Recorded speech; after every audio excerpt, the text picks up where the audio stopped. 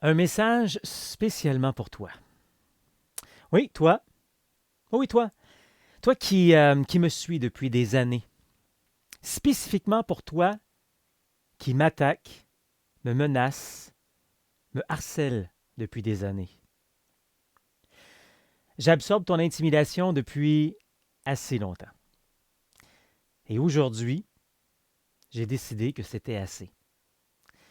J'ai longtemps hésité avant de prendre la parole publiquement. Malheureusement, l'intimidation, c'est pas quelque chose de visible comme un vol, une attaque physique, un délit de fuite. C'est beaucoup plus sournois, c'est beaucoup plus hypocrite, mais tout aussi néfaste. L'intimidation, c'est le viol de l'âme d'une personne. On voit trop de gens être anéantis et puis même s'enlever la vie. Non, non, inquiétez-vous pas, je suis pas là. Mais avant que je m'y rende, je te dénonce, intimidateur. C'est assez. Toi qui, depuis des années, attaques Pascal Auger, Québec-Compostelle et le chemin du Québec. Toi qui tentes par tous les moyens de discréditer ce que je bâtis et ce qui donne du bonheur aux marcheurs, mais aussi les communautés auxquelles on visite en randonnée. Tu te reconnais. Tu sais que je parle de toi. Je sais très bien que tu regardes ceci puisque tu scrutes à la loupe tout ce que je fais pour ensuite répandre des informations sur moi pas très flatteuses. Avoir une opinion et la liberté d'expression, c'est une chose. Mais l'attaque à mon intégrité, ma réputation et diffamer volontairement contre moi avec ton intimidation, c'est autre chose. Toi, oui, toi, je veux que tu saches que de plus en plus de gens ont compris ton jeu. Non seulement des gens dans la communauté de la rando, mais également dans la communauté d'affaires. Des gens avec qui tu voulais te lier, mais aujourd'hui ne veulent plus s'associer à toi. Juste la mention de ton nom, les portes se ferment.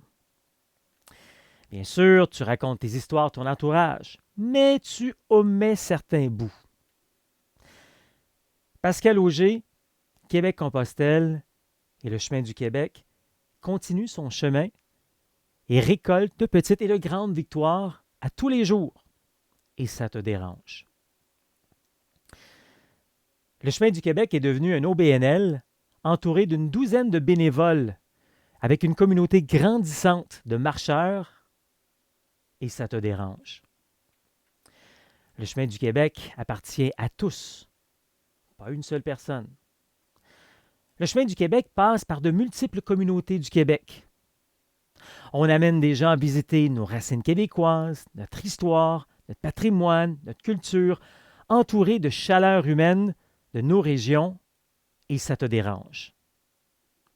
Le chemin du Québec accueille des gens de l'international, et ça te dérange. Le chemin du Québec est par et pour les marcheurs, en collaboration avec une centaine de communautés, et ça te dérange. Le chemin du Québec, c'est une communauté, une collectivité en soi. Notre organisation est entourée de bonheur et d'amour, et ça te dérange. Et même pendant ce moment de grande pandémie, où la planète doit se serrer les coudes, toi, tu continues de semer le désarroi et de m'attaquer. Oui, oui. Si vous êtes de son environnement, vous allez minimiser. Évidemment, on défend souvent l'indéfendable. C'est pas la première fois qu'on verra ça dans l'histoire. Mais toi, je te souhaite de te retrouver. Puisque les seules personnes à qui tu fais mal présentement, c'est toi et les gens qui te suivent. Je te souhaite de trouver ton succès et ton bonheur. En terminant, j'avoue que j'ai longtemps hésité avant de parler comme ça publiquement. Un homme de 52 ans, c'est pas censé être fort, pas se laisser déranger par ces petites choses-là. Voyons, là, Pascal, laisse faire ça, ça va passer. Non. Un homme de 52 ans, une femme de 33 ou un enfant de 10, on a tous une valeur. J'ai aussi hésité de peur que certaines personnes, partenaires, petits ou grands clients potentiels, s'éloignent parce que je prends la parole ainsi. Puis j'avoue que je raconte ça, là, puis oui, ça fait partie de mes craintes. L'avenir nous le dira.